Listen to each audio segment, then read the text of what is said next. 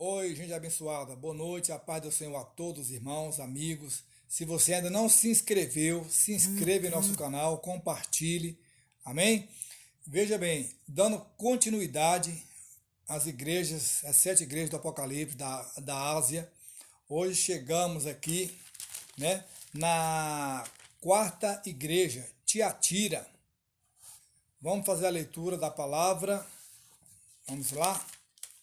Compartilhe conosco nessa noite. Capítulo 2, versículo 18 a seguir. Ao anjo da igreja em Tiatira, escreva: Estas são as palavras do Filho de Deus, cujos olhos são como chama de fogo e os pés como bronze reluzente. Conheço as suas obras, o seu amor, a sua fé, o seu serviço e a sua perseverança. E sei que você está fazendo mais agora do que no princípio. No entanto, contra você tenho isto: você tolera Jezabel, aquela mulher que se diz profetiza. Só até aqui. Amém? Veja bem, chegando hoje na igreja de Tiatira, ela revela para nós uma igreja que estava dividida em dois grupos, né? Uma parte composta de crentes fiéis, né? E outra parte com a falsa profetisa chamada de Jezabel, chamada aqui de Jezabel. Então, vamos ponderar aqui rapidamente algo. A obra de Deus, ela não pode ser fracionada, tá? Temos que estar todos imbuídos em um mesmo pensamento, em um mesmo propósito. Foi uma advertência direta de Jesus, tá, ao anjo, ao líder da igreja de Tiatira. A pequena cidade de Tiatira servia de entrada para a Ásia Menor na rota do comércio, ou seja, ela ficava num ponto estratégico ali, né, do continente asiático, e foi construída a cidade por Seleuco, um dos generais de Alexandre, né, no ano 280 a.C. E era uma cidade sede de guarnição militar. No campo literal, o termo Tiatira significa sacrifício. Qual elogio que aquela igreja tinha? Cresceu no serviço ao próximo, ou seja, ela tinha muitos trabalhos sociais, comunitários. Qual a instrução dela? Manter a fé e deixar o culto idólatra, ou seja, ela procurava preservar o culto, abolindo a idolatria. Promessa, soberania das nações e a estrela da manhã. Veja bem, o nome Tiatira tem um sentido de sacrifício contínuo. Havia um grande templo em honra ao deus Apolo. Sua indústria principal era de instrumentos de bronze e de cobre. Então nós vemos aqui que eles fabricavam tecidos especialmente na cor vermelha e na cor púrpura. A cor púrpura era extraída de uma planta chamada índigo. Lídia era natural de Tiatira, aquela lá que era vendedora de púrpura, que relato que nos fala em Atos capítulo 16. O comércio ele era organizado em sindicatos chamados guildas. Cada associação tinha um deus grego. Mas nós vamos aqui fazer uma breve reflexão de cada versículo nessa noite, ou à tarde, ou amanhã, não sei que hora você vai estar vendo esse vídeo. Quando no versículo 18 que nós lemos, fala: os olhos dele são como chama de fogo, fala de juízo divino, alerta a igreja para uma santificação para o dia do juízo, que virá sobre todos. O pés de bronze, como de bronze, fala da força e do poder, que somente Jesus tem. Somente ele tem a força e o poder de libertar, de salvar, de curar e de transformar. No versículo 19 fala amor, fé, serviço, perseverança. Era uma igreja, como eu falei anteriormente, dedicada, amorosa, se preocupava com as obras voluntárias, sociais, junto aos menos favorecidos. Veja bem, na igreja de Tiatira, eles mantinham um orfanato e um hospital. Eles mantinham um orfanato e um hospital ali para atender. Então isso é muito louvável quando a gente vê as igrejas sendo despertadas para o trabalho social. A igreja precisa ter um trabalho social. Ela precisa se preocupar com esse departamento na sua organização, eu diria. Ó, aqui no versículo 20, vamos falar de Jezabel.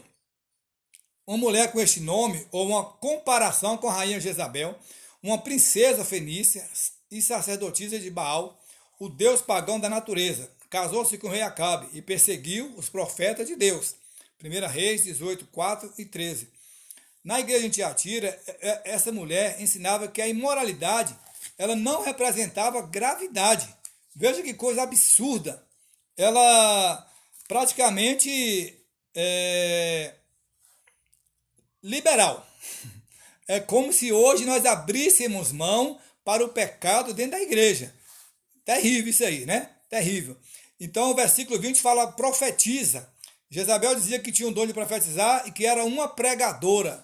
Mas também tem um versículo na Bíblia que diz que o de engano ele não prevalece na casa do Senhor. No versículo 20 ainda tem o termo prostituição, no sentido sexual ou religioso, conforme Ezequiel 16. Ou seja, ela permitia, por isso que eu falei no início, que havia dois grupos, era uma igreja dividida, né? E eu quero nessa noite ainda, nesse momento, compartilhar com vocês aqui, versículo 24, fala profundeza de Satanás, ocultismo, misticismo, prática de magia e adivinhação. A igreja do Senhor, ela deve estar totalmente abominando essas coisas, porque nós sabemos o que fala em Levítico acerca da lei, né? Então no versículo 24 fala aqui, vamos dar uma lida aqui para a gente ver. Tiatira 24 diz assim, aos demais que estão em Tiatira, a vocês que não seguem a doutrina dela e não aprenderam como eles dizem, os profundos segredos de Satanás, digo, não porei outra carga sobre vocês. Então, versículo 24 está falando de um ocultismo. Então, isso, irmãos, isso é terrível dentro de uma igreja. Nós não podemos trazer costumes pagãos, costumes de coisa mística para dentro da casa de Deus, nem prática de magia. Misericórdia. Versículo 28, estrela da manhã. Vamos ler lá o que fala. Eu lhe darei a mesma autoridade que recebi do meu pai. Também lhe darei a estrela da manhã. Olha que coisa tremenda.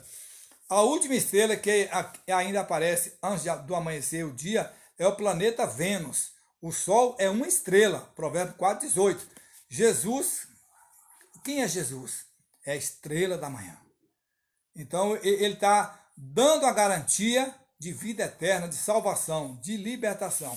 Então, Tiatira, ela representa o quarto período do cristianismo, a igreja da Idade Média, né? Então, veja bem, na interpretação moral, a gente vê que a mulher no Apocalipse representa a igreja, Apocalipse capítulo 12, que é a esposa do Cordeiro, Apocalipse 21, 9.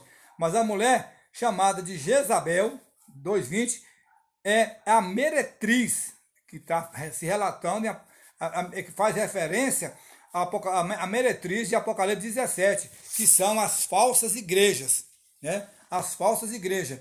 Fechando aqui, eu queria falar um pouco aqui, veja bem, a igreja de Tiatira foi elogiada pelos seus atos de amor e fé.